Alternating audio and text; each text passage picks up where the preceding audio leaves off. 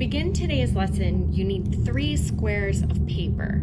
So depending on what kind of paper you have at home, I'm going to show you how to square it off. So if you have loose leaf paper, usually it has this red line right on the side here. You can go ahead and take your scissors and cut straight down that straight line. You want to try and be as neat as possible. The better your square is, the easier this will go together. So once you have that edge cut off, you're going to take the top corner of your paper and bend it down to the opposite side of the paper, taking a moment to line it up. Make sure it's as straight as possible, and then push to crease. And then again, take your scissors and nice and carefully cut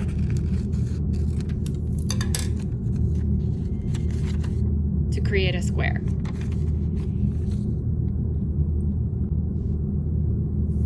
If you're using white printer paper, you don't need to cut the edge off. You can start just by taking the corner, bending it down, give it a nice good crease. Again, take your scissors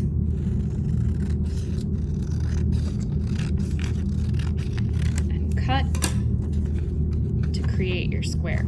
It doesn't matter if your square is bigger or smaller, as long as all 3 pieces of paper that you're cutting are the same size square.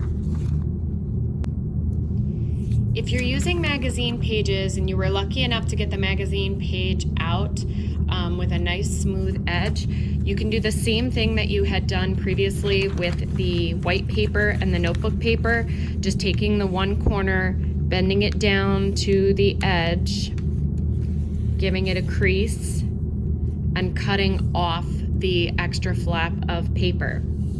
If your paper came out with a kind of ripped edge that you need to remove, you can take one of your magazine pages. This needs one extra little step.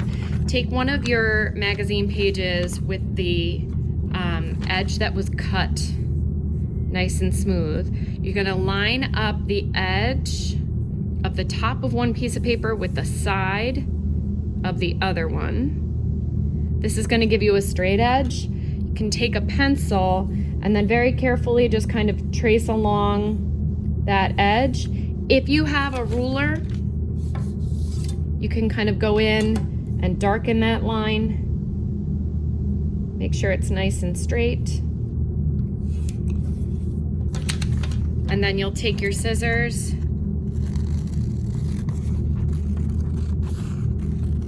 cut, and then you'll use your corner here, fold to the cut line that you made.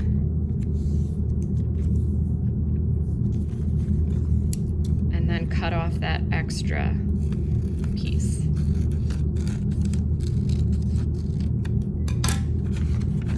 And then once you have one square, you can use that to measure and cut your other pieces. Once you have your 3 squares cut, whatever kind of paper you're using, you're ready to begin your folds. To start your fold, you're going to take your piece of paper and whatever side you want showing. So this piece of paper only has a print on one side, so I want the print on the outside. I'm going to put that side down. So if you're using magazine pages or something with color on it and you want the color to show, put the side that you want to show down facing the table so it doesn't show now. You're going to start by taking your corner and folding it to the opposite corner. And you want to give it a nice good crease and make sure that your fold is nice and even.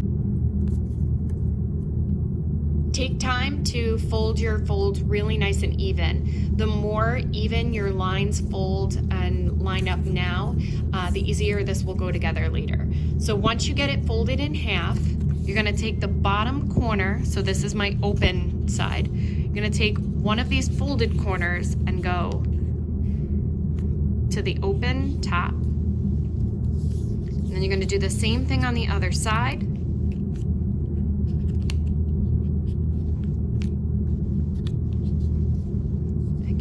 nice crease you can push with your nail or the side of a pen or the back of your scissors.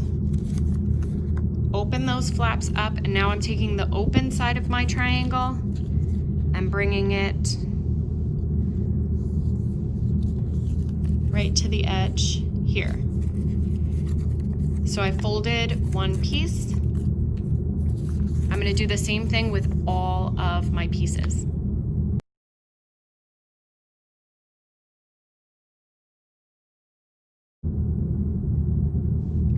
Once you have your 3 pieces folded, you're going to begin to assemble.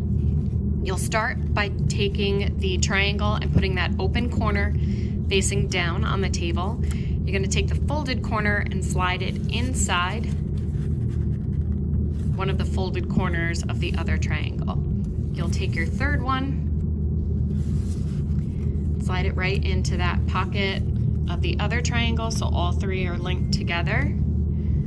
And then lastly, take your last 2 corners and slide them in like so. The last optional step is to add a little bit of glue. If you have a glue stick or Elmer's glue at home, you can just simply put a little dot of glue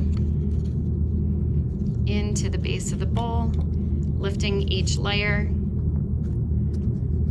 I like to glue the top 2 from the inside and then flip over and get the bottom from this side.